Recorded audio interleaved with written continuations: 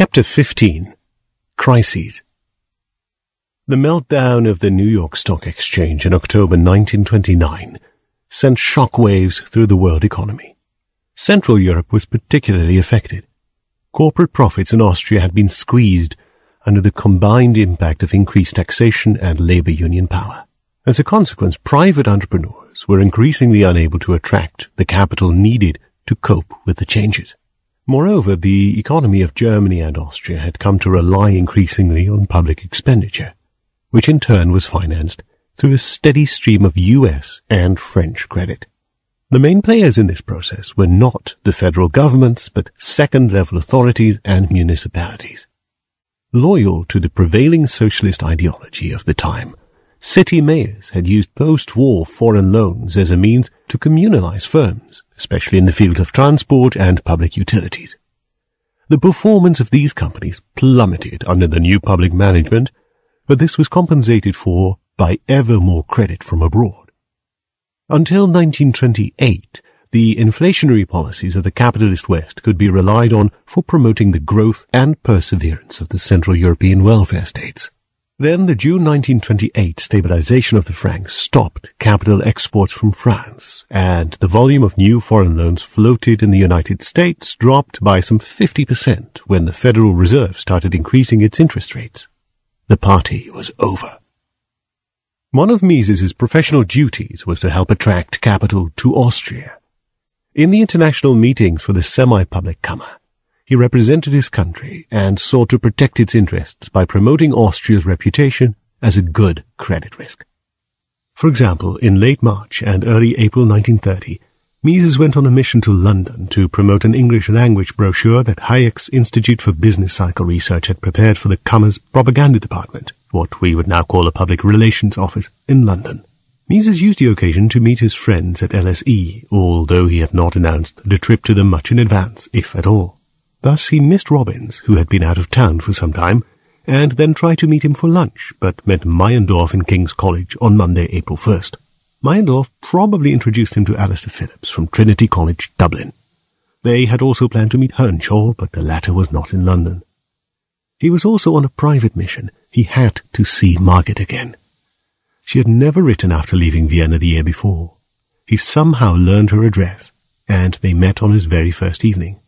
She recalled, "From the first look, from the first moment, everything was as it had been before. We both knew it never would change." A few months later, she returned to Vienna, private mission accomplished. Mises' official mission was one of his less successful undertakings. After the Wall Street crash in October 1929, US loans quickly became unavailable for Austria and Germany. Even Mises's persuasiveness could not prevent the crisis from spilling over to Austria. It soon turned out that the Austrian entrepreneurs, crippled by a decade of communal socialism, labor unions, and soaring taxes, were unable to provide relief. Stock markets plummeted all over Europe, and within a year reached an all-time low. As usually happens in a financial crisis, all sorts of real and self-appointed experts advertised their plans to solve the problem. These plans invariably involved increased government intervention. The great panacea was meddling with the gold standard. Several well-intentioned amateurs sent their reform proposals to Mises. Not one of them had actually studied any of his writings. They just sought a renowned monetary expert to give leverage to their ideas. One of them actually proposed a currency based on electricity. Mises usually replied, and in one case even said he would welcome a publication of the gentleman's proposal. A public discussion of these views would be instructive and help to bring about a solution to the present monetary problems.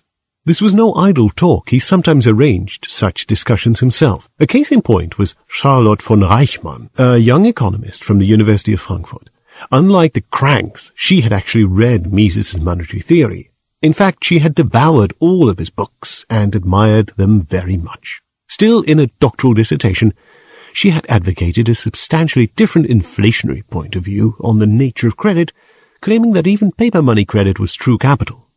When she sent her dissertation to Mises in December 1931 and solicited his comments, she was quite surprised to receive a very appreciative response, plus an invitation to give a talk to the Nationalökonomische Gesellschaft.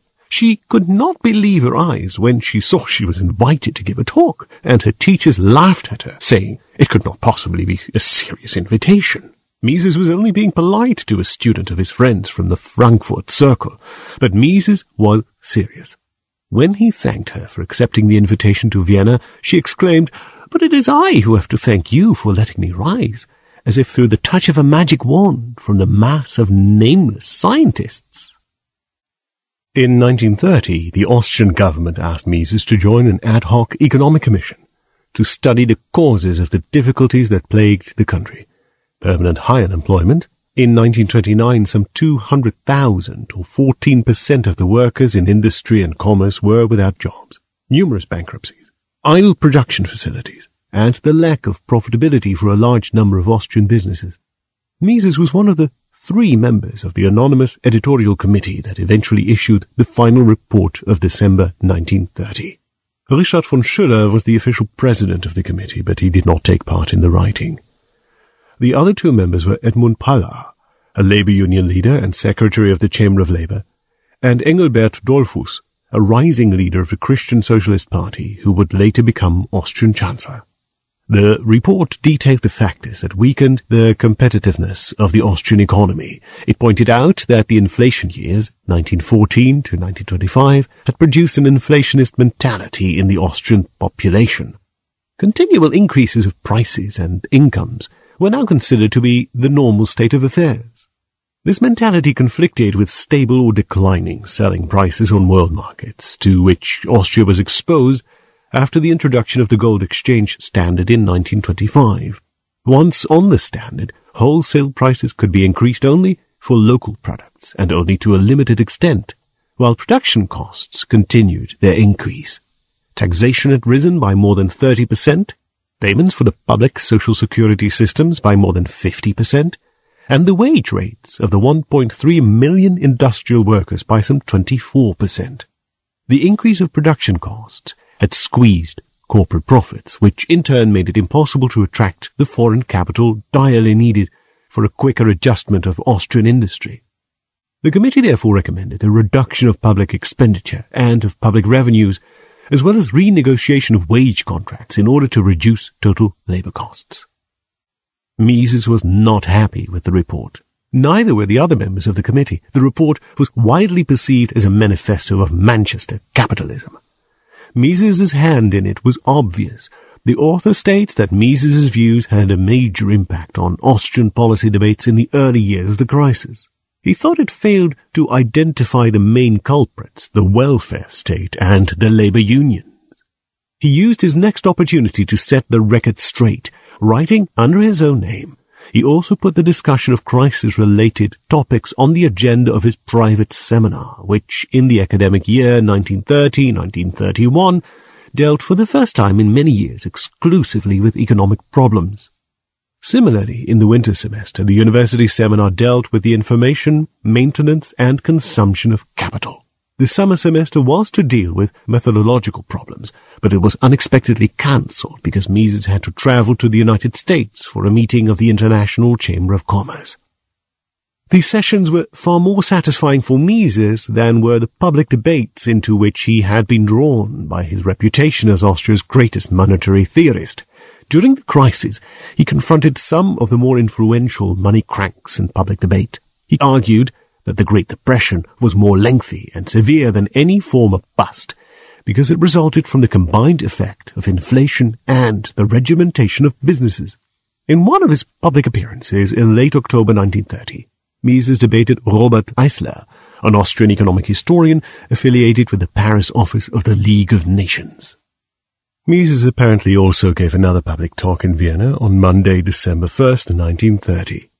Eisler had written a book on the history of money and taught courses on his monetary policy schemes at the Sorbonne in Paris and the prestigious private Institut Universitaire des Hautes Études Internationales in Geneva. He advocated the entire program of anti-crisis policies that later became known as Keynesianism. Eisler claimed that the post-1929 crisis had resulted from previous deflationary policies, and in particular from the deflationary gold standard. In his view, the The crisis should be overcome by a simple change in the technique of international currency management, the abolition of any form of gold standard, and the creation of an international fiat money system. This would solve various problems in the labor market, agriculture, housing, and other fields. It would finance huge public works, give sufficient wages and old age pensions to workers, and guarantee extraordinary bull markets for entrepreneurs and bankers. It would even appease social antagonisms within society. No written account of the Mises-Eisler debate remains, but Mises' argument can be inferred from a public lecture that he delivered a few months later to the plenary meeting of the Deutsche Hauptverband der Industrie, the Association of German Industrialists in Czechoslovakia. The title of the lecture was The Causes of the World Economic Crisis. He delivered it on February 28, 1931, and it was soon published under a slightly different title in a major economics series that also featured many socialist and interventionist analyses of the crisis. On February 19, 1931, Mises had approached Mohr's CEO Paul Siebeck for the publication of his lecture in Czechoslovakia in the series Recht und Staat. Siebeck was glad to accept this proposal, and by March 2nd, they had agreed on the terms. Mises would obtain 30 complimentary copies, 80 marks per 16 pages, and the total number of copies in any edition would not exceed 2,000. Mises then also changed the title of the work from The Causes of the World Economic Crisis to The Causes of the Economic Crisis. In mid-April, shortly before leaving for the United States, he was through with the revisions. On top of his 30 complimentary copies, he ordered another 25 copies, and had 20 out of these 55 copies sent directly to their recipients. The money, 170 marks, was wired to his post-Czech account. The Causes of the Great Depression. In a mere 34 pages, Mises presented a concise and penetrating analysis of the crisis. He pointed out that the market economy was regulated by the requirement that entrepreneurs satisfy consumer preferences. Inflation disrupts this self-regulation of the market. It induces businessmen to overestimate the possibilities for profitable investment so that they make bad investment decisions and squander resources. These errors became apparent in a crisis, the U.S. stock market crash of 1929 in this case. The market participants now revise their plans and adopt more sober views on economic conditions. Employment opportunities and capital goods are shifted from the unsustainable production projects to those firms and industries that are now most important to consumers and therefore most profitable. The unemployed find new jobs at lower wages, production resumes, and the economy grows again. Mises stressed that this scenario, while typical of previous business cycles, did not exactly fit the conditions of the present one. Before, there was virtually no unemployment in the boom phase, and even during the bust, unemployment and stagnation were temporary. They lasted only as long as it took market participants to find the most profitable new division of labor. But this time, Mises observed, things were markedly different, so much so that he had to adjust his business cycle theory. This time, despite enormous inflation, there was no corresponding general boom economy in Europe. In light of past experience and of our theory, one should have assumed that the crisis would therefore be milder, but is far more severe, and it seems business conditions will not improve any time soon. It would have been plausible to assume that the present bust would not be as painful as it would have been in the case of a more sweeping boom. The relatively weak boom should have induced a relatively moderate bust, but this was not the case. Why? Mises answered that the present stagnation was the combined result of two causes, layered one over the other. The current business cycle had merely aggravated the problems of unemployment and the lack of profitability, but these problems had existed and continue to exist independent of the cycle. Both the lack of profitability and unemployment are being intensified right now through the general depression. However, in the post-war period, they have become lasting phenomena that have not disappeared entirely even in the upswing. We are confronted here with a new problem, one that cannot be answered by the theory of cyclical changes alone. What were the causes of the permanent post-war crisis? Mises argued that there were several. Each one, however, was an instance of government intervention. Mises thus explained the Great Depression by combining his theory of business cycles with his theory of interventionism.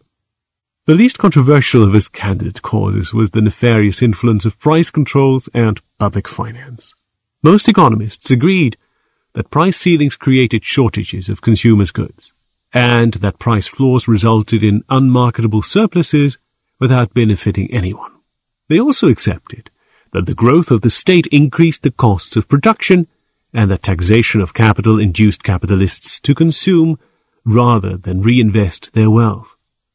More controversial, however, was Mises' stance on the labor market, where he was one of the few economists with the courage to stand fast on the law of supply and demand, even as it applies to unemployment and wages.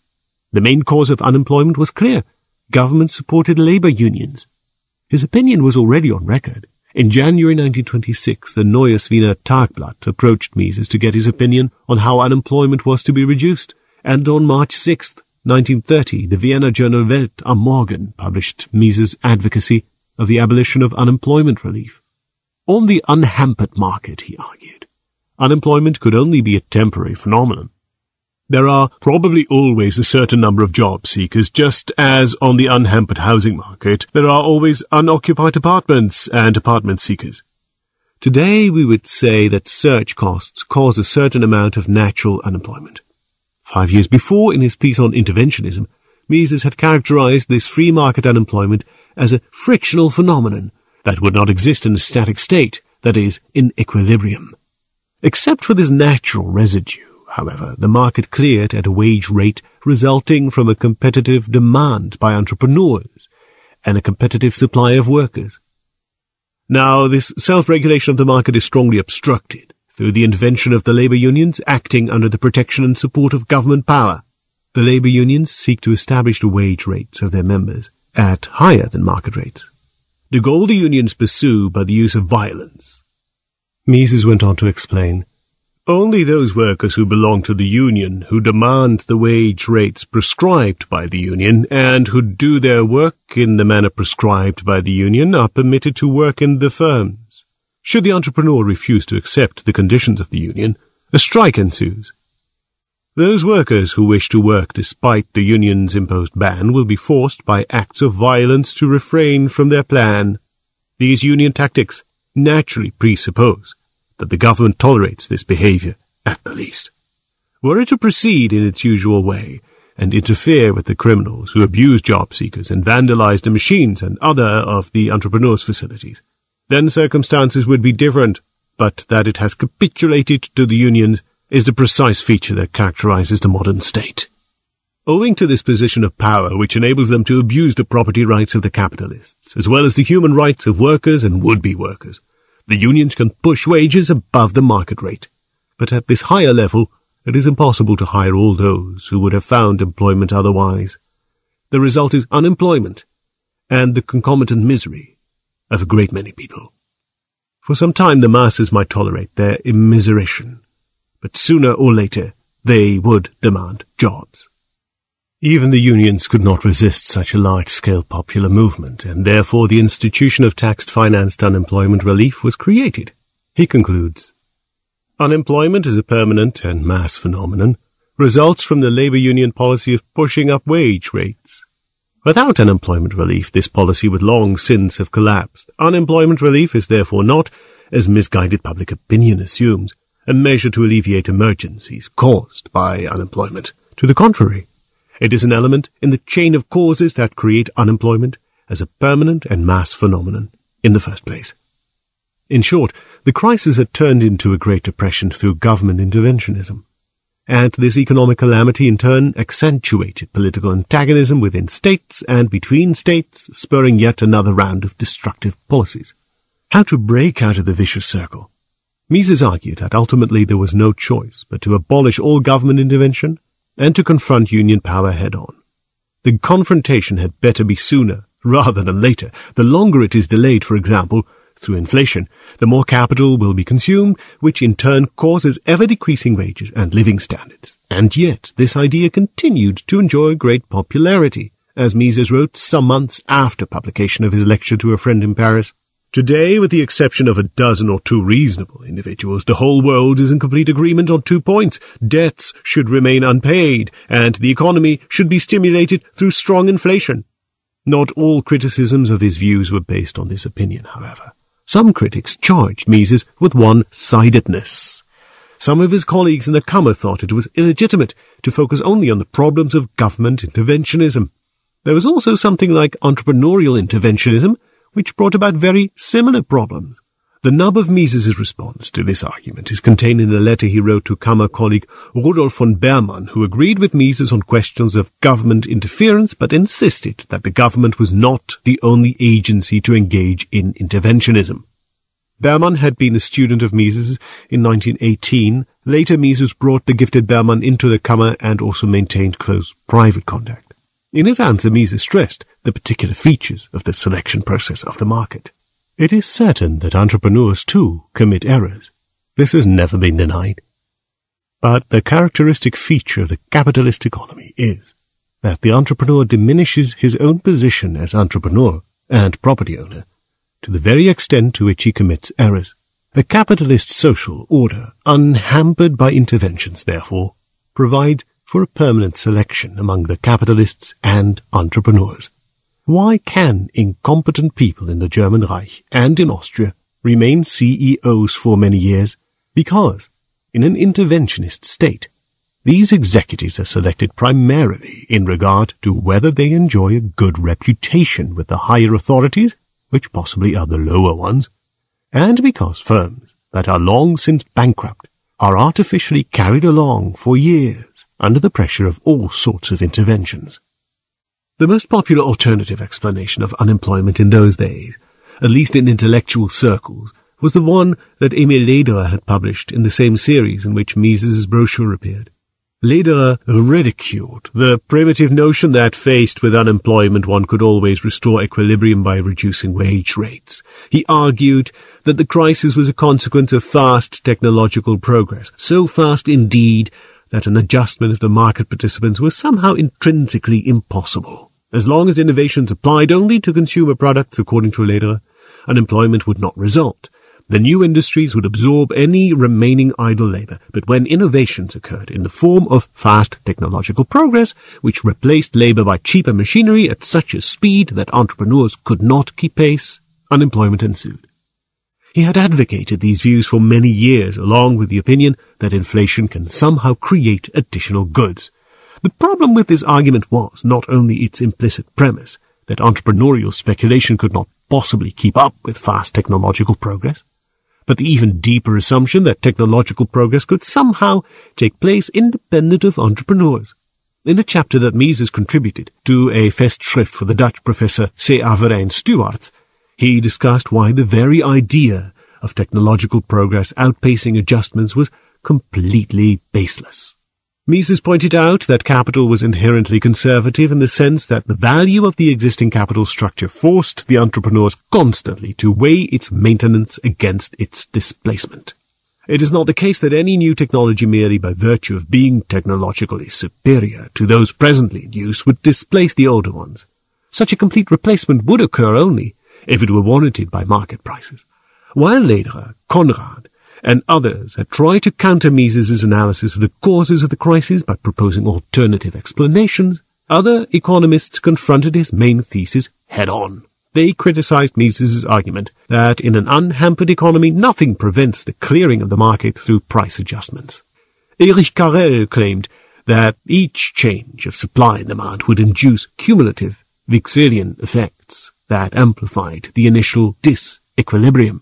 And Wilhelm Röpke argued, in the present phase of the crisis, it seems to me it is wrong to expect that a reduction of the level of wages could re-establish equilibrium.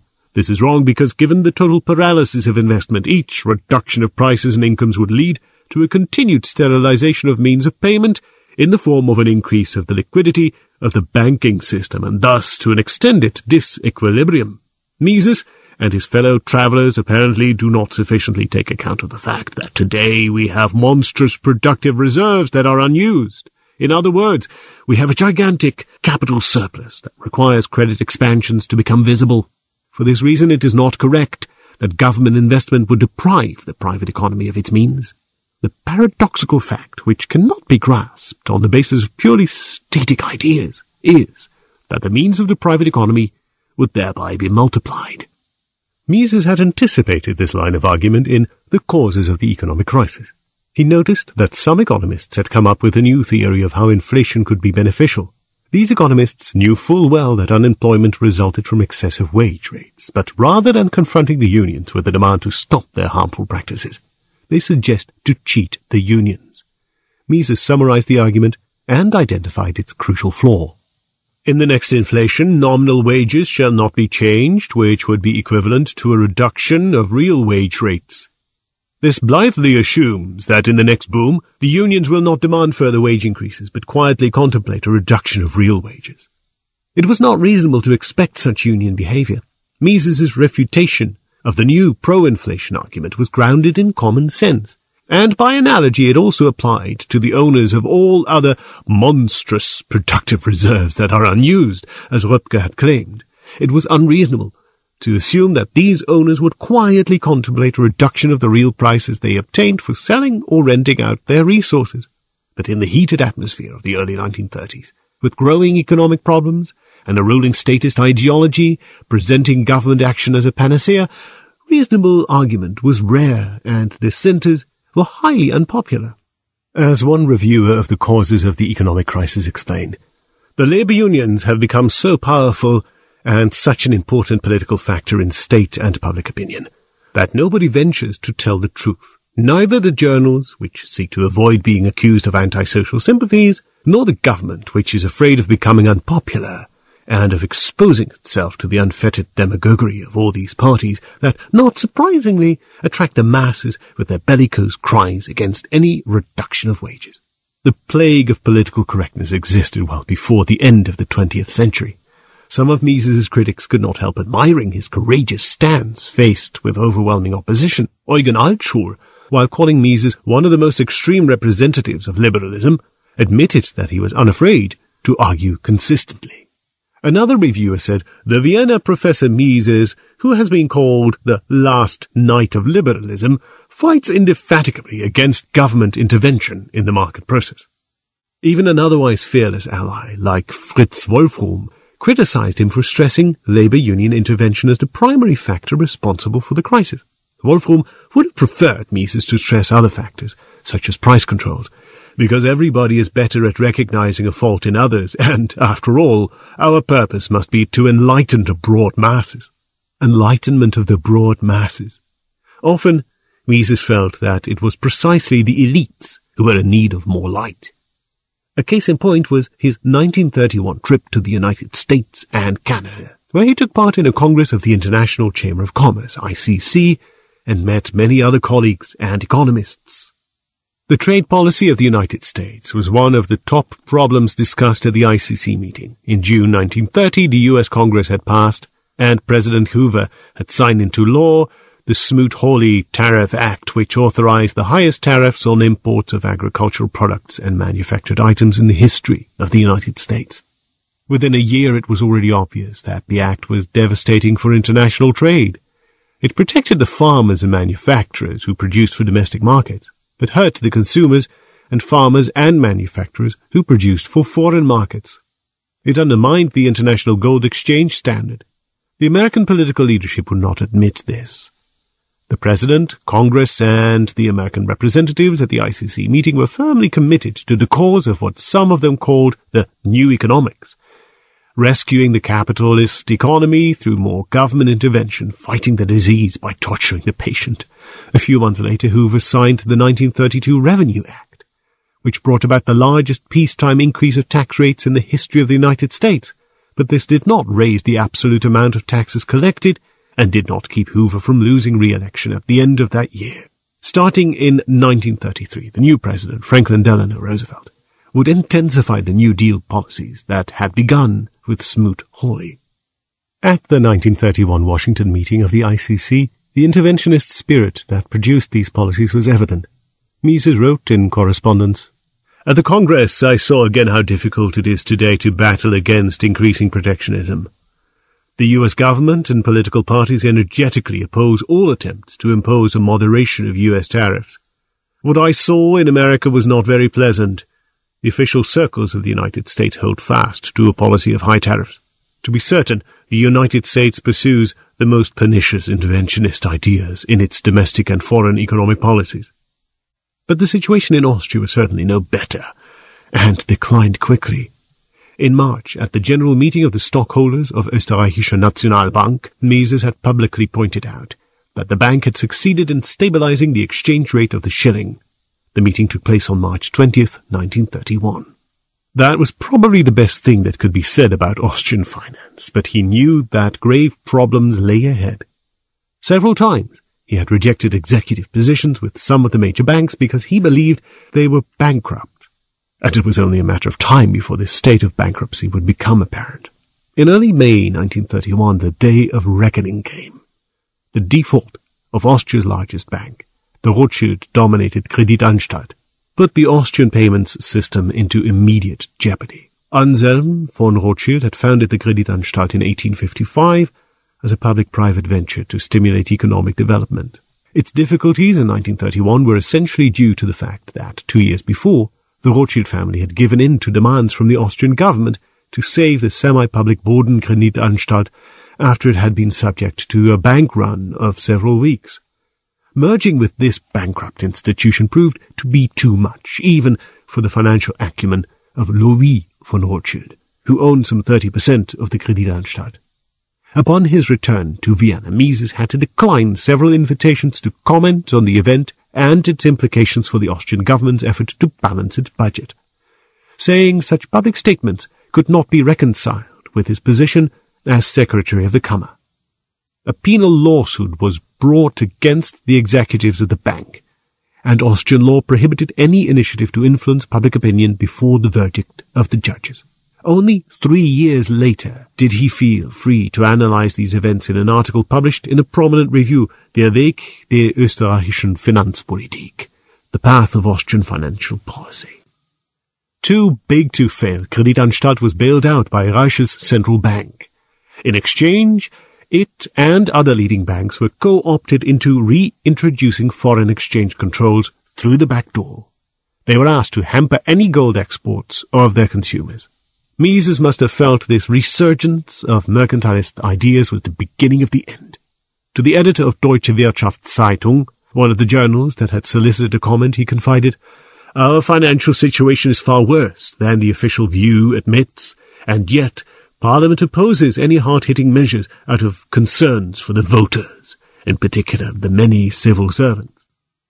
The reluctance of the official view to admit the true extent of Austria's socialist plight stemmed also from the corruption of the media.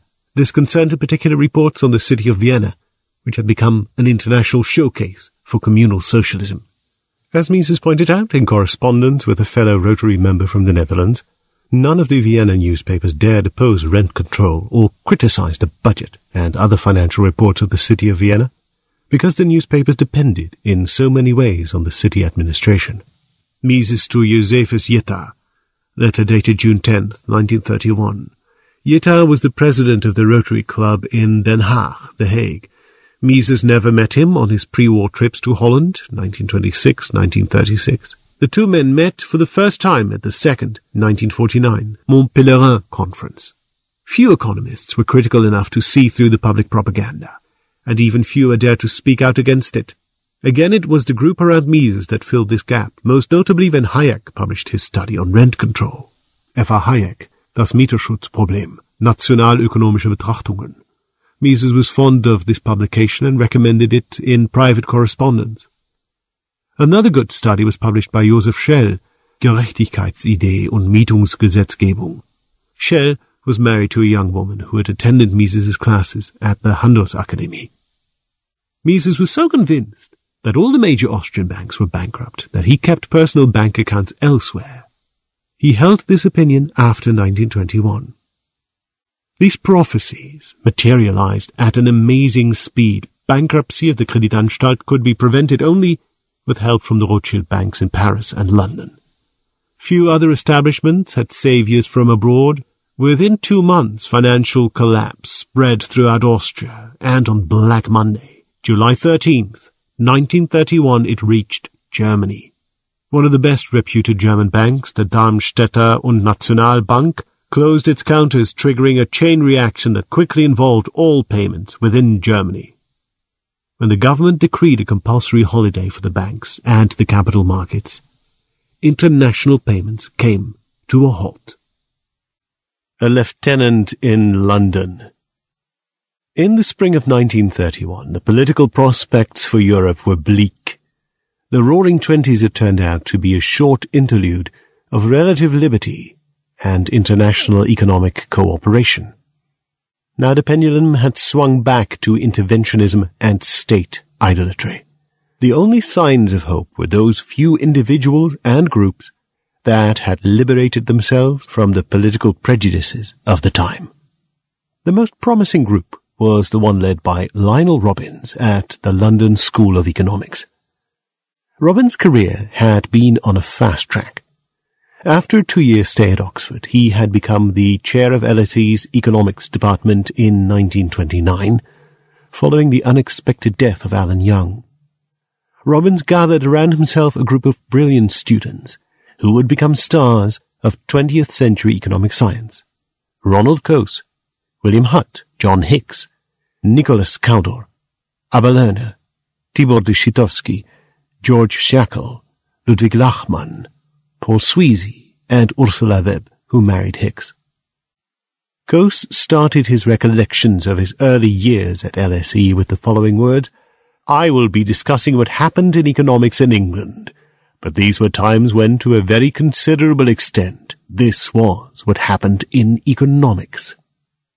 They were exposed to Mises's ideas like no other group outside Vienna. Mises's influence on Robbins was mainly based on his writings, but it had been nurtured through personal contact since the early 1920s.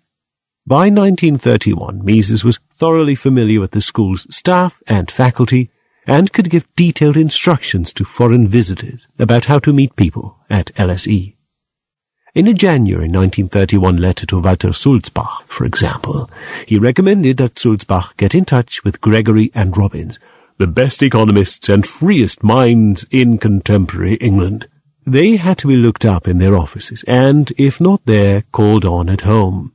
Meyendorff and Schwartz would certainly be willing to receive him if he gave the secretaries his calling card, mentioning that he was a friend of Mises. He recommended the same procedure to solicit the assistance of Mr. Hedecar, the librarian. In those days, Robbins' admiration for Mises was boundless. He eagerly proselytized among his countrymen and had already converted his friend Arnold Plant to the cause of Austrian economics. He also sought to increase the Misesian profile of the economics department through regular guest lectures by Mises and his closest students. His long-term plan was to build up an effective counterweight against the pernicious influence of John Maynard Keynes, whose advocacy of inflation and government intervention had swept the universities of Cambridge and Oxford, as well as the Bank of England. Robbins also sought to stem the tides within his own school. This concerned not only political orientation, but also fundamental questions pertaining to the nature and method of economics. For years, LSE's management had sought to make the school a center of economic research in the image of mathematics and biology. The few remaining old-style economists did not believe the young Robbins was strong enough to fend off the positivist crusaders. But then an unexpected opportunity arose when Hayek visited the department in late January and early February 1931 to present his theory of business cycles, which was based on an elaboration of bohm-bawerk's theory of capital. It was Hayek's first personal encounter with Robbins, who had known him only through his writings. Martha Brown later said that Robbins had tried for years to get Hayek to LSE. Robbins had liked in particular Hayek's critique of the doctrines of the American economists, William Truffin Foster and Waddell Catchings, two highly influential champions of the notion that excessive savings might prevent economic growth. This work earned Hayek a Habilitation degree at the University of Vienna. It was published in 1929 as Gibt es einen Wildersinn des Sparens. Similar views were prominent also in the United Kingdom, and in particular in Cambridge, where, as we now know, Keynes went so far as to make plans for the euthanasia of the coupon-clipping classes. Keynes suggested that a deliberate policy of lowering interest rates would mean the euthanasia of the rentier, and consequently the euthanasia of the cumulative oppressive power of the capitalists to exploit the scarcity value of capital. Thus Robbins invited the talented young Austrian to join the cause in Britain. Hayek delivered 4 lectures to an audience composed of professors and students. They met with mixed success. The senior faculty, most of whom did not know much about Austrian economics, found Hayek's tall figure far more impressive than his arguments. But the younger audience members were stunned. Robbins had prepared his students to receive a revelation from the epicenter of theoretical research. And under the impact of such passionate guidance, they indeed felt that Hayek's lectures were a great success. One of them, later to become a Nobel laureate, wrote about them in retrospect. They were undoubtedly the most successful set of public lectures given at LSE during my time there. The audience, notwithstanding the difficulties of understanding Hayek, was enthralled. What was said seemed to us of great importance, and made us see things of which we had previously been unaware. After hearing these lectures, we knew why there was a depression. Most students of economics at LSE and many members of the staff became Hayekians, or at any rate incorporated elements of Hayek's approach in their own thinking. Robbins himself later characterized the Hayek lectures as a sensation that was at once difficult and exciting. Robbins went on, I do not think nowadays that the analytical constructions which excited us so much in the lectures on prices and production had all the width or appropriateness of assumption which some of us, including conspicuously the present writer, were disposed to claim for them. He immediately prepared their publication and began lobbying to get Hayek a position at LSE. Hayek, probably at the behest of Robbins, wrote a review of Keynes's Treatise on Money and sent the manuscript to Robbins, who was the editor of LSE's journal Economica. The Cambridge Economist's book had just appeared in December 1930, and Hayek's review of it was brilliant and devastating. Robbins now persuaded LSE director William Beveridge to make him an offer. Hayek became the Tuck Professor of Political Economy. His lectures were published under the title Prices and Production, and his review of Keynes's book appeared in Economica. The last knight of liberalism had found a worthy lieutenant in London. In the fall of the same year, Hayek and Robbins co-taught Hayek's first LSE seminar. The entire economics teaching staff was in attendance when he explained and defended the Austrian theory of capital. In a letter to Mises, Hayek reported on the atmosphere of the discussions. Some of the junior, rank-wise, not age-wise, colleagues, in particular Hicks, Benham, or Toynbee, are excellent too. There is much opportunity for me to learn, and I am hindered in doing so only because Robbins presented me as an eminent authority, so that people always want to hear my opinion on all matters. I am aware for the first time that I owe to you virtually everything that gives me an advantage as compared to my colleagues here, and to most economists even outside my narrow field of research. Here my indebtedness to you goes without saying. In Vienna, one is less aware of this intellectual debt to you, because it is the unquestioned common basis of our circle. If I do not deceive too many expectations of the people here at LSE, it is not to my credit, but to yours. However, my advantage over the others will disappear with your books being translated and becoming generally known. Hayek went on, I must tell you this, because I here feel more indebted to you than any time before. Moreover, given that Robbins and Plant provide excellent support to championing your ideas, I hope to have some success. Mises was certainly happy with this development, commenting on the work of Hutt, one of Robbins's students who had just published a revisionist account of the impact of capitalism on the condition of the 19th century English working classes, an account that was devastating for the established view that the free market had worsened the plight of the working poor. He wrote in December 1931, In England, one can observe a decided turning away from the atheoretical direction. The movement that today is centered in the London School of Economics and in the person of Robbins will have the greatest scientific and political impact. Robbins and Hayek in turn encouraged their Viennese Meister to visit London more frequently. Mises had a standing invitation to stay at Robbins's home. Hayek argued, "Here you have at least as many honest admirers as anywhere else, and it would be good if you could reinforce the influence that you exercise anyway through frequent personal visits." The absolute high point of Mises's impact was reached with the publication of Robbins's Nature and Significance of Economic Science. Sending a copy to Mises, the author called it a modest attempt to popularize for English readers the methodological implications of modern economic science, and he apologized for my crudities of exposition. But the love affair between LSE and Misesian economics did not last. The new Austrian doctrines had initially benefited from their exoticness and novelty, but their policy implications prevented certain long-term conversions. A case in point was William Beveridge, who during the late 1920s had been infected by Robbins's enthusiasm for the logical rigor of Mises's writings, which had made him more tolerant toward classical liberal policy prescriptions. He was a notorious champion of intervention, most notably in the free labor market. But by the time Hayek delivered his inaugural lecture in early 1933, Sir William had become again a socialist of the purest sort. Hayek surmised that this was an emotional reaction to Gemeinwirtschaft, which he had just read and not understood. Said Hayek to Mises in a letter dated March 10th, 1933. Mises replied, "I'm sorry that the impact of Gemeinwirtschaft on Sir William was not the intended one. By the way, has he already read the English version?" Mises to Hayek in a letter dated March 17th, 1933. Thus, the manuscript must have been available by March 1933. Beveridge's opposition could explain why the book came out only in 1936.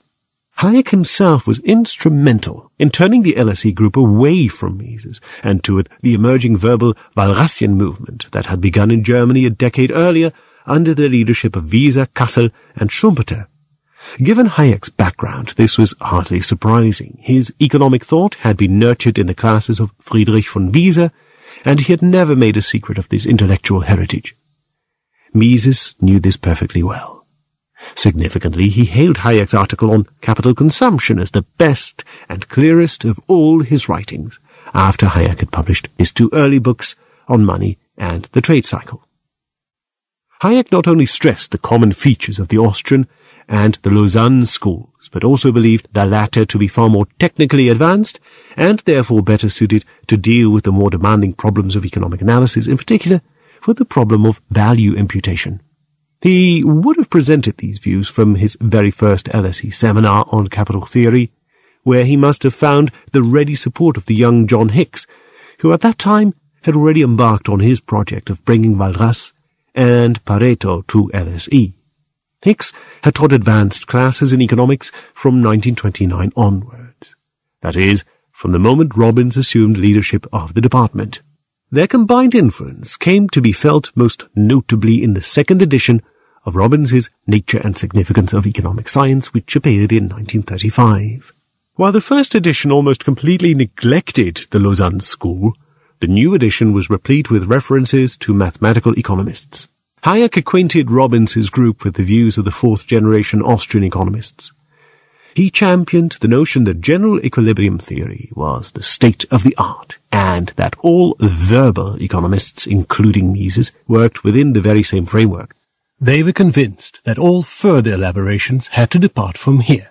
Morgenstern and Hayek most vividly felt the need for reform, but neither of them grasped that the alternative was already at hand. It had escaped their notice that the logical structure of Mises's arguments against socialism and interventionism was squarely outside the Walrasian paradigm. Hayek's two books on money appeared in English before any of Mises's works, and he was the first Austrian economist ever to have a direct personal impact on the Anglo-Saxon world, the last best hope for Austrian economists after Germany and Austria turned socialist in the 1930s. It was Hayek, therefore, who was responsible for the impression of most English and American economists about modern Austrian economics during those critical years before the publication of Keynes's general theory. It seems he made his case less successfully than his great rival from Cambridge. Hayek later regretted that he had not refuted Keynes's general theory in 1936 as he had done earlier with his treatise on money, and he seems to have believed that his failure to do so was crucial to the success of the Keynesian revolution. But this was certainly an exaggeration of the influence he had with his British colleagues at the time.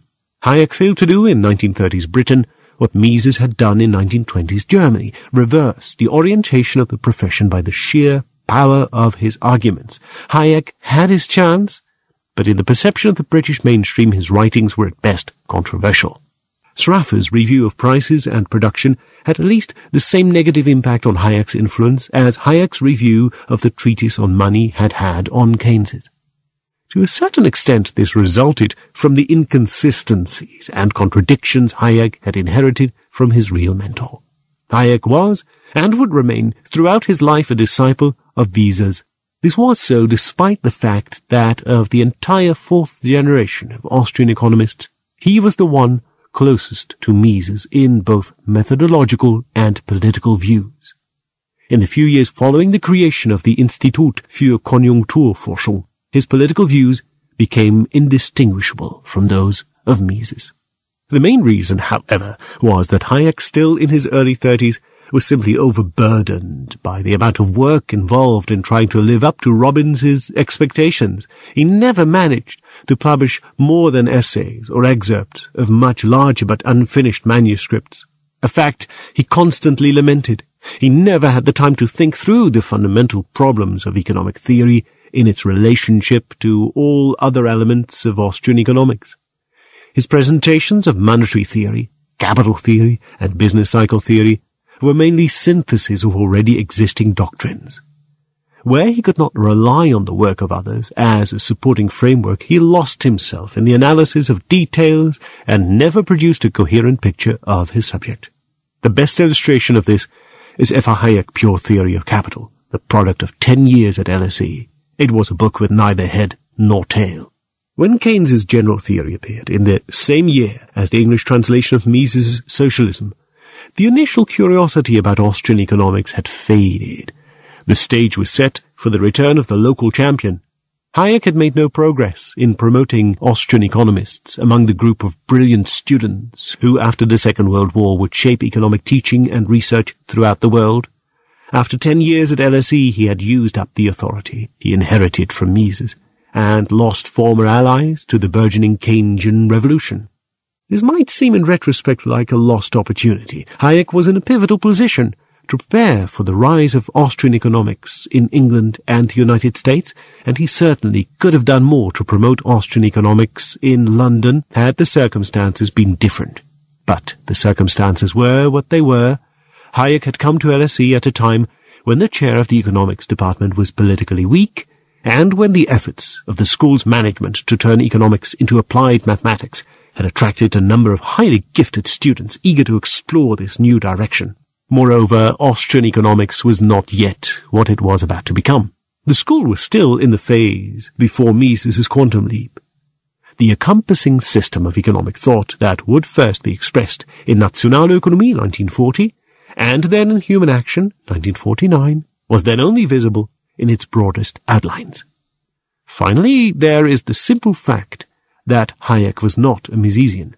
In the early 1930s, Hayek was a pillar of the very same general equilibrium movement that he decried a few years later. It would be meaningless to regret, in hindsight, that Hayek did not do what he had never set out to do, what he could not have succeeded in doing had he tried. He could not explain and defend a doctrine in the 1930s that was not fully developed until the 1940s. Return to foreign exchange controls. After his return from the ICC meeting in Washington, Mises spent 2 busy months trying to limit the political damage of the Kreditanstalt crisis.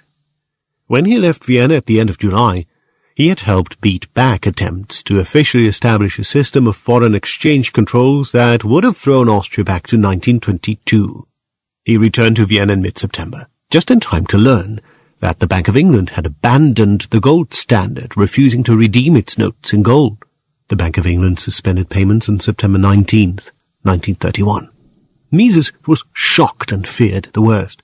He surprised the members of his seminar, but especially his English student, Ursula Webb, with the announcement that, in 1 week, England will be in a hyperinflation. The incident was reported in John R. Hicks' A Market Theory of Money. Ursula Webb was at the time studying in Vienna. A few years later she married John Hicks. He still did not fully anticipate the political landslide that soon set in. A week later he left Vienna again, this time for lectures in London and Frankfurt. In London, Mises stayed at Robbins's house. He had probably arranged this trip at the end of September in order to avoid celebrations of his 50th birthday in Vienna. He asked his secretary to stifle all such attempt. He would be more agreeable if the organizers of birthday parties returned in 20 years. When he returned to Vienna on October 6th, the government had officially reintroduced foreign exchange controls, instituting a return to the bad old days he had thought were gone forever. As he wrote to one of his friends, "Events in Austria are taking a turn that causes me to fear the worst. We have found ourselves in a controlled economy once again. Foreign currency stocks are being managed. A kind of central economic agency, albeit under a different name, is being set up for each of the various branches of industry. Usury laws and seizures lie just ahead. People have learned nothing and have forgotten everything. You can imagine my disposition under such circumstances." The collapse of the brief period of free trade that had blossomed in the second half of the 1920s was now at hand. More bad news poured in. Some of Mises's former allies were now advocating inflation using theories that had been refuted countless times. For example, Reich published a paper arguing that although all fiduciary media are by their very nature inflationary, this inflation was not harmful if the fiduciary media were issued only as short-term commercial credits. Reich, it will be recalled, was the president of the Österreichische Nationalbank. Mises commented on the paper in private correspondence. Horrendous. One incident epitomized the entire situation. In July 1930, Mises had been invited by the League of Nations to write a memorandum for the League's gold delegation. The mission of the delegation was to examine into and report upon the causes of fluctuations in the purchasing power of gold and their effect on the economic life of the nations. Among its members were Keynes, Cassel, Sprague, and Janssen, certainly a bad sign. Still, Mises complied, and in early October 1930 sent his paper to Alexander Loveday, the head of the League's Rockefeller-sponsored Economic Intelligence Unit.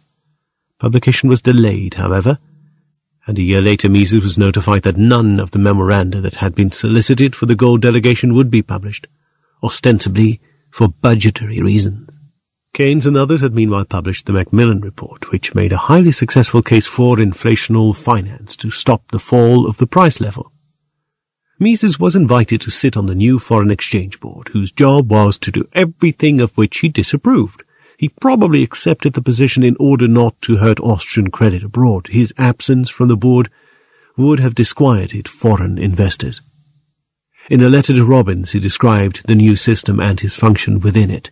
"Just when I returned to Vienna, the crazy foreign exchange control was introduced.